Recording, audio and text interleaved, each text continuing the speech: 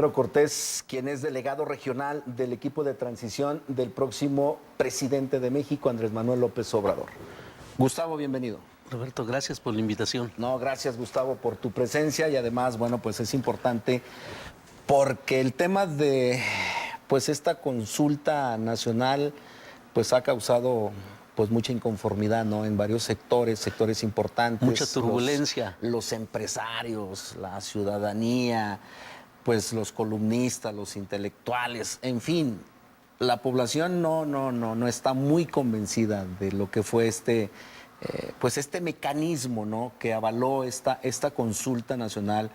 Y bueno, pues definitivamente pues hay un malestar. Hay quienes están a favor, hay quienes se han manifestado también a favor de este aeropuerto en Santa Lucía. Pero ¿cómo lo ven en este momento ustedes, Gustavo, que son parte del equipo de transición de Andrés Manuel López Obrador? En Durango hay voces que también se han manifestado en contra. El gobernador dijo, bueno, hay que esperar, ¿no? Finalmente, bueno, la decisión es Santa Lucía, lo comentó el gobernador, hay que esperar, pues, a ver este proyecto. Pero bueno, pues si esa fue la decisión, adelante. Pero hay quienes no están todavía convencidos de este aeropuerto, de la decisión de Andrés Manuel López Obrador. Bueno, esta consulta hay que verla en un contexto. En el contexto de los resultados electorales del 1 de julio. ¿Cuál fue el mandato de la sociedad? La sociedad se manifestó en contra del estado de cosas que está prevaleciendo en el país, en contra de la corrupción, en contra de la impunidad y en contra de la injusticia. Ese fue su mandato. Andrés Manuel, desde la campaña, efectivamente hizo una propuesta alrededor de la idea de construir el aeropuerto en Texcoco, pero también lo sometió a consulta de los ciudadanos. Participaron alrededor de arribita de 1 millón de ciudadanos votando, y el 70% de los ciudadanos aprobaron esta idea de que el aeropuerto no se construya en Santa Lucía, digo en Texcoco, sino en Santa Lucía. Ahora sí que les aplicó el artículo 39 de la Constitución. La soberanía reside en el pueblo y lo que está aquí en juego pues es dinero público, los intereses del país.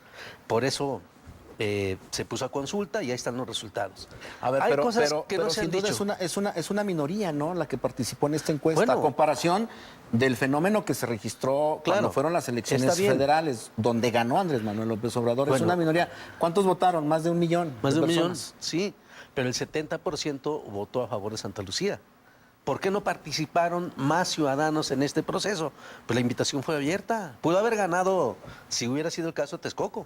¿No estaba ya planchada esta decisión, Gustavo? No. Ese es un discurso que los dueños del dinero han estado manejando. Pero vale la pena decir varias cosas. ¿Qué está detrás del aeropuerto de Texcoco, este proyecto? Un gran negocio. Corrupción. Del gran capital. Está la corrupción. Está el despojo de tierra de las comunidades aledañas a la zona. Sí. ¿No? Está la especulación del suelo. Está una afectación al medio ambiente. Y un dato importante que no se ha dicho y tiene que ver con la función que cumple el lago de Texcoco para regular las aguas pluviales. Te doy un dato, mira. El que era director de Conagua, Luego, sí. él le entregó al presidente Calderón, a finales de su mandato, un estudio donde decía que no era viable construir el aeropuerto porque el terreno no es sólido. Aquí está el estudio. Lo ignoraron. Sí. Porque lo que importó o lo que les importaba era el negocio que se estaba construyendo detrás de este proyecto del aeropuerto. La Conagua, desde entonces, inició un proceso de compra de tierras. Compraron cerca de 3,000 hectáreas en la zona. Y ahora hay que investigar de quiénes son esas tierras, en manos de quién. Esas tierras que eran de las comunidades aledañas, ahora están en manos privadas. Pero hay otro dato que no han dicho tampoco. A ver, Nadie ha dicho que si el proyecto se construía en Texcoco, ¿qué iba a pasar con el actual aeropuerto Benito Juárez? Pues ya hay atrás de esa área, de esa infraestructura que está construida, un gran negocio. Querían hacer un mega negocio como al estilo Santa Fe para los grandes inversionistas. Ya están los socios ahí, si ya se distribuyeron el área. Ese es el problema. Eso es lo que no han dicho. Por eso, aquí lo que está en el fondo de este debate es, o el gobierno sigue siendo presa del dinero, del gran capital, o se establece una diferencia entre las funciones del gobierno, del Estado, y el papel que la iniciativa privada debe de asumir, ¿no? Este es el debate profundo. Lo que está detrás, pues, de este proyecto de Texcoco es una gran corrupción. Estábamos viendo un video que se anda circulando sobre el asunto de los costos. En China hay un proyecto, se construyó un aeropuerto parecido al que está en la Ciudad de México, con costos menores que el que está calculado para el caso de ese vaso de Texcoco. Entonces, en la parte profunda, pues, de este debate es, Sí. o el gobierno sigue siendo funcional a los intereses de los grandes dueños del dinero, o se separa. La separación, lo que hizo Juárez en su momento, ¿no? Juárez separó a la Iglesia del Estado. Andrés lo que está haciendo es separar el Estado de los intereses económicos, porque detrás de todo esto están los intereses de los gobiernos panistas y sus militantes, sobre todo de la cúpula, no los de abajo. Y los gobiernos del PRI son los que provocaron toda esta historia y nadie dice nada.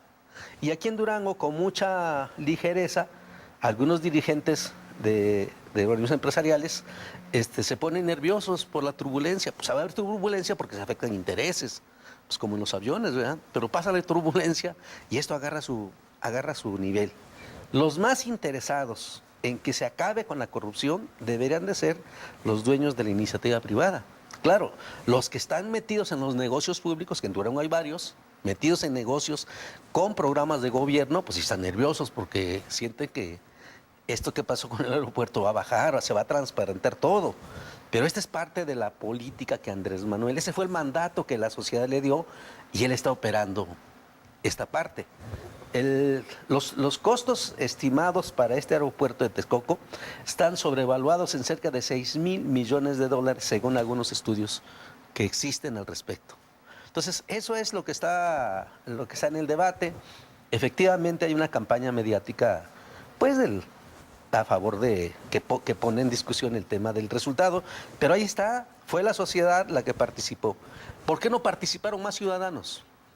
Porque todavía, desafortunadamente, en nuestro país no tenemos una cultura de participación política, digamos. Lo sorprendente fue lo del 1 de julio, pero tenemos que pasar de una democracia representativa donde los diputados, senadores y presidente de la República deciden cosas, a una democracia participativa, donde la sociedad participa en los temas que son de interés público. Y el gobierno está obligado a hacer consulta pública.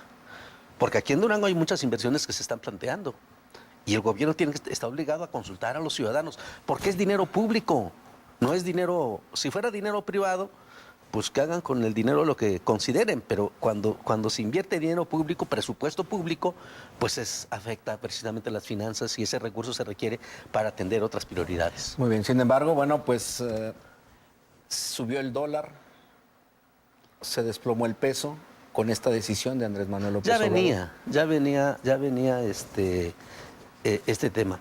Pero hay otras cosas de las que no se ha hablado, ¿eh? A ver, en la cancelación del tren México-Querétaro se perdieron 58,000 millones de pesos y nadie dice nada. Yo no he escuchado una opinión de la iniciativa privada diciendo, oiga, ¿qué pasó con ese proyecto? La cancelación de la refinería Bicentenario. Lo mismo, había inversión pública que se canceló y nadie dijo nada. Y la famosa estafa maestra, que fue un fraude. El tema de la jornada contra el hambre, usaron ese discurso para hacer un gran fraude. Y yo no he escuchado la opinión de la iniciativa privada, una opinión crítica sobre esos hechos. Hay dinero público que se malgastó. Entonces, yo lo que haría es hacer un llamado a la iniciativa privada en particular, a que seamos menos menos parciales en sus comentarios, que esperemos que esta turbulencia se estabilice y por el bien de todos, va a pasar esto un poquito tiempo. Ya el gobierno de Andrés Manuel nombró la comisión que va a platicar con los inversionistas, con los que tienen intereses ya establecidos en inversión que hay en Texcoco, para establecer con ellos un acuerdo y darles tranquilidad de que sus intereses, esos hasta allí, están garantizados. Pero el negocio o el macro negocio que querían hacer, ese sí no, ya no se va a poder consolidar porque se van a ir a Santa Lucía. Se van a Santa Lucía. Bueno, pues ahí está entonces esta situación. Y bueno, pues ojalá y se hagan encuestas, pero con una metodología diferente, ¿no, Gustavo? Pues mira. Más apegadas a lo que pudiera ser pues una verdadera encuesta, porque tú lo viste, lo vimos a nivel nacional, hubo quien votó 3, 4 veces y luego ya después al siguiente día se dijo, no, es que con el número de la credencial se pudo identificar a esta persona que votó en varias ocasiones, pero su voto nada más va a valer una vez. Bueno, lo que te puedo decir es que a pesar de se las debe fallas, de mejorar sin duda el tema de las encuestas, sí, ¿no? por supuesto. Lo que yo sí te puedo decir es que no fue un tema generalizado. Esos fueron 2, 3 casos que se identificaron. Aquí en Durango alguna gente quiso hacer eso, pero fueron 2, 3 casos. No fue un tema generalizado. O sea, no se repitió lo que pasaba en las elecciones del PRI, donde el fraude y el acarreo eran una cosa común en todas las casillas. En todas las casillas. Bueno, pues ahí está esta situación, como siempre, Gustavo, gracias. Gracias, y a Robert, seguir por la trabajando invitación porque pues viene mucho trabajo, ¿no? A partir ya más intenso del día 1 Más de allá de este diciembre, ¿no? debate, la verdad es que traemos varias tareas, entre otros, echar a andar los programas sociales que Andrés Manuel ya ofreció en Durango la vez que estuvo aquí. Sí. Estamos trabajando en este tema, levantando las encuestas. Levantando las encuestas, ahí va, ¿no? El tema Ahí también vamos, de las encuestas vamos. para apoyar a los jóvenes, A los jóvenes, personas adultos adultas mayores, y discapacitados. discapacitados, que están Así es. fuera de los programas sociales hasta ahora. Muy bien. ¿Ya vas a presentar denuncia en contra del delegado de Prospera? ¿Era Prospera o era Prospera, ¿no? Que se estaba negando, ahí me lo comentaste, se estaba negando Sí, claro, yo platiqué a con entregar él. información, ¿no? Ya no vale la pena. Mira, la fiscalía actúa muy despacio. Ya no nos alcanza el tiempo, nos queda un mes. Mejor hay que hacer un llamado al delegado de Prospera que ya deje que caminen las cosas, ya se van. Que dejen que caminen las cosas. Sale. Gracias, como siempre, al licenciado Gustavo Santiago Pedro Cortés.